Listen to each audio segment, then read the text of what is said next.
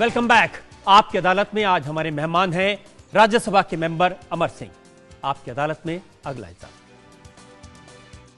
आपकी अदालत में अमर सिंह पर इल्जाम है कि ये सिविल सोसाइटी की मूवमेंट को कमजोर कर रहे हैं। अमर सिंह जी, भारत सरकार बड़ी मुश्किल में है और एक नेता ने कहा कि केंद्र सरकार ने आपको सुपारी दी है अन्ना हजारे की इस मूवमेंट को खत्म करने के लिए। मैं आजकल रोज अपने घर के सारे किचन और पंट्री को चेक करता हूं, मुझे कोई सुपारी नहीं उसमें दिखाई देती। और दूसरा, हमारे दोस्त राजीव प्रताप रूडी ने कहा कि उनका मेरा सॉफ्टवेयर और हार्डवेयर खराब हो गया है। मैं सॉफ्टवेयर हार्डवेयर के सबसे अच्छे इंजीनियर को बुलाया, मैंने चेक कराया, उसमें कोई वायरस नहीं है और वो अपलोड और डाउनलोड बराबर चल रहा है काम। लेकिन ये तो सच है कि अन्ना हजारे ने भ्रष्टाचार के खिलाफ जो मूवमेंट शुरू किया था, आपने जो इल्जाम लगाए हैं उससे वो लोकपाल बिल बनाने वाली समिति कमजोर हो जाएगी। देखिए, एक चीज आपको बताएं, इससे मजबूती होगी, इसलिए कि अगर नींव का पत्थर कमजोर होगा तो इमारत गिर जाएगी। राम जेठमलानी, उन्होंने काले धन की लड़ाई सुप्रीम कोर्ट में लड़ी है और राम जेठमलानी का कानून का ज्ञान इनसे कम नहीं है और इनके कंटेम्प्ट के मुकदमे की लड़ाई भी राम जेठमलानी लड़ रहे हैं। तो क्यों नहीं राम जेठमलानी जी को दोनों फादर सन डुओ अपनी जगह प्रस्तावित कर देते हैं। मैंने किरण बेदी जी के लिए कुछ कहा नहीं, उन दोनों ने अभी बयान दिया है। उन्होंने कहा कि हम इस्तीफा नहीं देंगे और हम किसी भी तरह की जांच के लिए तैयार हैं। यह बड़ी अद्भुत बात है कि शरद पवार से वो इस्तीफा मांगेंगे और कहेंगे हमने मांगा तुम दे दो, और उन्होंने दे दिया। अशोक चौहान महाराष्ट्र के मुख्यमंत्री की सास का फ्लैट था आदर्श में, उस पर उनका इस्तीफा ले लिया गया। कॉमनवेल्थ गेम में इल्जाम लगने पर सुरेश कलमाडी से इस्तीफा ले लिया गया। शरद पवार के विरुद्ध कुछ प्रमाणित नहीं हुआ, सिर्फ सिविल सोसाइटी के लोगों ने उनका नाम लिया, उन्होंने इस्तीफा दे दिया। लेकिन यह अद्भुत बात है कि 100 जूता खाएंगे, तमाशा घुस के देखेंगे। आज उन्होंने ये भी कहा कि ये जो फार्म हाउस जिसकी बात की है, ये कोई विवेकाधीन कोटे से नहीं मिला, बल्कि एक स्कीम के तहत मिला। अखबार में छपा था, उन्होंने अप्लाई किया और ले लिया। इसी तरह से दूसरे जजों ने लिया तो उनके खिलाफ ये क्यों हो गए, उनको चोर क्यों कहा। दूसरे जज और उनके परिवार के लोगों को मिले तो वो रासलीला, और ये बाप बेटे करे तो रामलीला। ये दोहरा दोगला स्तर क्यों। उन्होंने ये भी कहा कि जो CFS है उसकी रिपोर्ट सही नहीं है, हमने ट्रुथ लैब से जांच कराई है और जो सरकारी रिपोर्ट है उसको हम मानने के लिए तैयार नहीं है। बड़ी अच्छी बात है। आप सरकार को नहीं मानेंगे, आप संसद को नहीं मानेंगे, आप चीफ जस्टिस को नहीं मानेंगे, आप सुप्रीम कोर्ट के बार को नहीं मानेंगे, आप सबके बाप हैं। और आपका ये कहना है कि दुनिया का मजा ले लो, दुनिया तुम्हारी है, दुनिया को लात मारो, दुनिया सलाम करे, कभी नमस्ते तो कभी राम राम करे।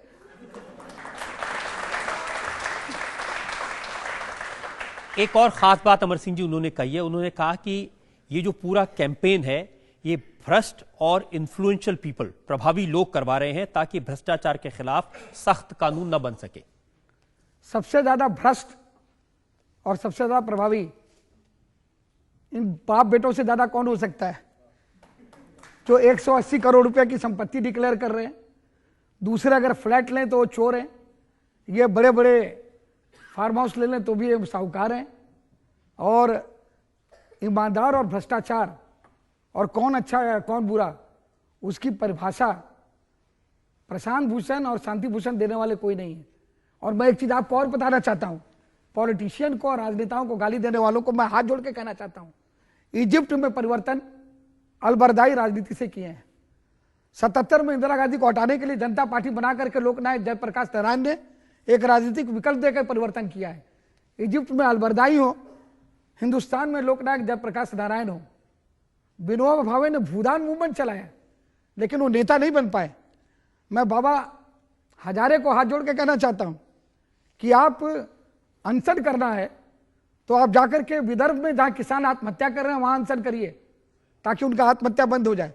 और भ्रष्टाचार से लड़ना है तो आप लखनऊ में मायावती सरकार के सचिवालय के सामने बैठ जाइए, जहां पर 6 महीने के अंदर 2 डॉक्टरों ने भ्रष्टाचार के मामले में आत्महत्या की है। आप विनोबा भावे तो बन सकते हैं, लेकिन देश को चलाने के लिए आप जितनी भी गालियां दीजिए, ये बच्चे, ये बेटियां हमारी, ये बेटे, अगर हम चोर हैं तो हमें निकाल देंगे, लेकिन आप बिना पार्लियामेंट्री डेमोक्रेसी, लोकशाही को आप जुडिशियल ब्लैकमेल से, लोकशाही को आप एक्टिविज्म के ब्लैकमेल से आप गैग नहीं कर सकते। लेकिन हुआ तो यही, आपने देखा जो नए जमाने के कम्युनिकेशन स्किल्स हैं, फेसबुक है, ट्विटर है, उस पर लाखों नौजवानों ने सपोर्ट किया अन्ना हजारे को। अब उनको जब ये पता चलेगा कि ये तो फार्म हाउस ओनर है, इसने तो सिविल लाइन में इस तरह से औने पौने दाम में मकान खरीद लिया है, और या ये अपने बेटे के लिए कहता है कि वो पैसा लेकर के PIL मैनेज करता है, और इसका प्रमाण हो गया, वो कहते हैं हम सरकार पर विश्वास नहीं करते। सरकार पर तो विश्वास कोर्ट को करना पड़ेगा, सरकारी लेबोरेटरी पर। सरकार एक व्यवस्था का नाम है, सरकार किसी पार्टी का नाम नहीं है। और अगर आप व्यवस्था पर विश्वास नहीं करते तो फिर आप हिटलर हैं, फिर आप मुसोलिनी हैं, फिर आप फांसीवादी हैं, और ऐसे फांसीवादियों को इस तरह की समिति में रहने का कोई अधिकार नहीं। बहुत सारे लोग यहाँ नौजवान भी हैं, ये लोग सवाल पूछना चाहेंगे। आप में से जो लोग सवाल पूछना चाहते हैं। सर, आपको लगता है कि अन्ना हजारे जी ने जो किया वो ठीक था, उन्हें करना चाहिए था या नहीं? अन्ना हजारे जी के बारे में मैं एक बात कह सकता हूं कि दिग्विजय सिंह जी ने उनको योजना आयोग का सदस्य रखा था, जो कांग्रेस के मुख्यमंत्री हैं। अन्ना हजारे जी के ट्रस्ट की जांच जस्टिस सावंत ने की थी, और उस ट्रस्ट में नियमितता पाए जाने के बावजूद जस्टिस सावंत ने अपनी रिपोर्ट में कहा था कि ये क्लीन आदमी है, लेकिन ये बहुत भोले हैं, सज्जन हैं, इनकी प्रवृत्ति है कि गलत लोगों से घिर जाते हैं। अमर सिंह जी, आपने कहा कि अन्ना हजारे गलत लोगों से घिर जाते हैं। हमने नहीं कहा, प्लीज। अच्छा, हम कुछ नहीं कर रहे हैं आज। उन्होंने कहा कि CD कब मिली, थाने की रिपोर्ट में कहा, मैंने उनको कोट किया है। अच्छा, मैंने कुछ जस्टिस नहीं सावंत कहा। ने कहा। जस्टिस सावंत को मैंने कोट किया है। हाँ। मेरी हैसियत नहीं है कि मैं अन्ना हजारे ऐसे महात्मा गांधी के समकक्ष कद्दावर व्यक्ति के बारे में कुछ कहूं। लेकिन आप मुझे आप पत्थर मरवाएंगे रास्ते में। मैं बहुत डरने वाला आदमी हूं। मैं पूछ रहा हूं कि अगर आप उनको इतना अच्छा समझते हैं तो उनको सलाह देने क्यों नहीं गए जंतर मंतर? बहुत सारे लोग गए थे वहां, फिल्म स्टार्स भी गए थे, फैशन डिजाइनर्स भी गए थे। मैं जाने ही वाला था, तब तक मैंने सुना कि उमा भारती को और चौटाला जी को ये मारा और भगाया। तो उसके बाद फिर ये बयान आया, नेता, इन नेताओं को चील कौवों को खिला दो। These leaders, these bloody leaders, they are best suited to be fed to vultures. They should be thrown to vultures. मैं डर गया कि मैं जाऊंगा कहीं मुझे फेंक ना दे चील कौवों को, इसलिए नहीं गया। मैं बहुत डरता हूं। लेकिन अन्ना हजारे जो करना चाहते हैं उसका आप साथ देते हैं। देखिए, उनकी भावना सही है। अन्ना हजारे ने एक उपलब्धि तो कर दी ना, सरकार को बता दिया कि देश की जनता भ्रष्टाचार के विरोध में है, और जनता को निराशा इन पिता पुत्र के कारनामों से हुई है। जनता को निराशा अन्ना हजारे से नहीं हुई है। और अगर अन्ना हजारे का संरक्षण अब भी इनको मिलता रहा तो इस मूवमेंट के क्रेडिबिलिटी की हवा वैसे ही निकलेगी जैसे गुब्बारे से हवा निकलती है, और ये चिपक अमर सिंह जी, एक और ब्रेक के हमें रुकना है, और ब्रेक के बाद हम आपसे कुछ और सवाल पूछेंगे, कुछ और इल्जाम लगाएंगे। आपकी अदालत में अमर सिंह पर जनता का मुकदमा जारी रहेगा एक ब्रेक के बाद। तू कौन है, तेरा नाम है क्या, सीता भी यहां बदनाम हुई, फिर क्यों संसार की बातों से अरे भीग गए तेरे नैना, कुछ तो लोग कहेंगे, लोगों का काम है कहना।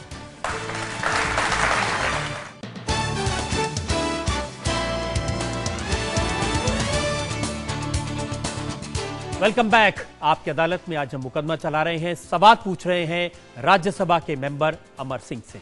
आपकी अदालत में अगला इल्जाम।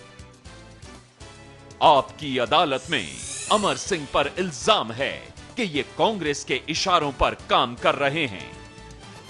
अमर सिंह जी, बीजेपी के नेता ये कह रहे हैं कि आप जो कुछ कह रहे हैं, जो कुछ कर रहे हैं, वो इसलिए कर रहे हैं कि कांग्रेस को ताकत देना चाहते हैं, बड़ी परेशान है कांग्रेस पार्टी। वाह, मैं जब सिंगापुर में बीमार था तो मेरा हाल पूछने कोई कांग्रेसी नहीं आया। स्पेशल चार्टर प्लेन लेकर के मेरे दोस्त अरुण जेटली आए। तो इस हिसाब से तो मुझे बीजेपी में जाना चाहिए। जब विकीलीक पर बहस हो रही थी और हिंदुस्तान के होम मिनिस्टर का भाषण हो रहा था, भारतीय जनता पार्टी के सदस्यों ने बड़ा कोलाहल किया, और जब मैं खड़ा हुआ और मुझे लोगों ने, भारतीय जनता पार्टी के कुछ सांसदों ने व्यथित करने का प्रयत्न किया, तो सदन के नेता मेरे भाई अरुण जेटली ने कहा कि नहीं, अमर सिंह भाई को बोलने दो। उन्होंने वहां भी दोस्ती निभाई। इस हिसाब से मुझे तो बीजेपी में जाना चाहिए। जहां आपने कहा था कि तेरे हाथ में भी पत्थर, और अरुण जेटली जी को कहा था तेरा मेरा शीशे का घर, मैं भी सोचूं तू भी सोच, और अरुण जेटली फिर क्यों तेरे हाथ में पत्थर, मैं भी सोचूं तू भी सोच। तो चुपचाप वो सुनते रहे। तो मैं तो ये कहना चाहता हूं आपसे कि अगर मैं कांग्रेस की लाइन कर रहा हूं, उनका फील्डर और बॉलर और बैट्समैन हूं, तो राम जेठमलानी तो कांग्रेस के है नहीं। मैंने तो कहा राम जेठमलानी ऐसा व्यक्ति होना चाहिए, तो भारतीय जनता पार्टी। लेकिन ये बात तो सही है कि कांग्रेस काफी मुश्किल में थी और आप संकट मोचक की तरह आए। देखिए, हम कांग्रेस के संकट मोचक नहीं हैं, हम सत्य में जयते और तमसो मां ज्योतिर्गमय। जहां तमस हो वहां ज्योति हो और सत्य की जय हो। मैं ये चाहता हूं कि चोर को पकड़ने के लिए कोई डाकू हमारे सर पर ना बैठा दिया जाए। अब कांग्रेस के लोग कह रहे होंगे कि आपने हमें इस शांति भूषण के प्रकोप से बचाया, आपका बहुत बहुत शुक्रिया, बड़ा अच्छा आपने काम किया, आपको सलाम करता हूं। अगर मैं अपने जो सबसे प्रिय हो उसकी सौगंध खा के कहता हूं, और सौगंध खा करके बयान देना अदालत की परिधि के अंदर है कि मैं जो भी कहूंगा सच कहूंगा, सच के सिवा कुछ नहीं कहूंगा। गीता की कसम, मेरी सोनिया जी से, राहुल गांधी से, प्रधानमंत्री से, या 3 लोग, या प्रणब मुखर्जी से इस पूरे संदर्भ में कोई बात नहीं हुई, और मैं सबको जानता हूं। लेकिन ये अजब जमाना है, लोग कुछ भी कहेंगे। तू कौन है, तेरा नाम है क्या, सीता भी यहां बदनाम हुई, फिर क्यों संसार की बातों से, अरे भीग गए तेरे नैना, कुछ तो लोग कहेंगे, लोगों का काम है कहना। आजकल आप जो कुछ कर रहे हैं उससे कांग्रेस को फायदा हो रहा है, आप कांग्रेस के लिए झंडू बाम हो गए हैं। हम कांग्रेस के लिए नहीं, हम पूरी राजनीति के झंडू बाम हो गए थे। कहते हैं ना कि वो झंडू बाम तो जब से मुंडी नाची है तब से मशहूर हो गया है। उसके पहले झंडू बाम फ्लॉप हो गया था, वो विक्स वेपोरब या अमृतांजन चलने लगा था। तो Zandu balm was not a good example. ये तो भला मुन्नी का जिसने झंडू बाम को मशहूर कर दिया। लेकिन ये बात सही है कि आप कांग्रेस के लिए एक ऐसी दवाई हो गए हैं जिससे उनको आराम मिला है। देखिए, मैं किसी की दवाई नहीं हूं, और न मैं किसी के लिए न पेन हूं, न मैं किसी के लिए गेन हूं। अनावश्यक रूप से मुझे विवादों में घसीटा गया है, और इसके लिए मैं धन्यवाद देना चाहता हूं शांति भूषण जी को, जिन्होंने मुझे मेरा नाम लिया, और मेरा नाम लेने के नाते इतने बड़े आदमी हैं। इसीलिए लोग कहते हैं ना, किसी बड़े आदमी को छोटे आदमी का मुंह नहीं लगना चाहिए, इससे छोटे आदमी का कद बड़ा हो जाता है। तो शांति भूषण जी और प्रशांत भूषण जी, जो आज के गांधी हजारे जी के घोषित 2 बंदर हैं, इन 2 बंदरों ने लोकपाल बिल के ड्राफ्ट की जगह मेरा नाम ले करके मुझे मशहूर कर दिया। मैं दोनों को सत नमन करता हूँ। अमर सिंह जी, इल्जाम कुछ और भी हैं, हम एक और ब्रेक के रुकेंगे, और ब्रेक के बाद आपकी अदालत में अमर सिंह पर जनता के इल्जामात का एक और। मैं तो इन दोनों बाप बेटों से पूछना चाहता हूं, जो हमने दास्तां अपनी सुनाई, आप क्यों रोए? तबाही तुम हमारे दिल पर छाई, आप क्यों रोए?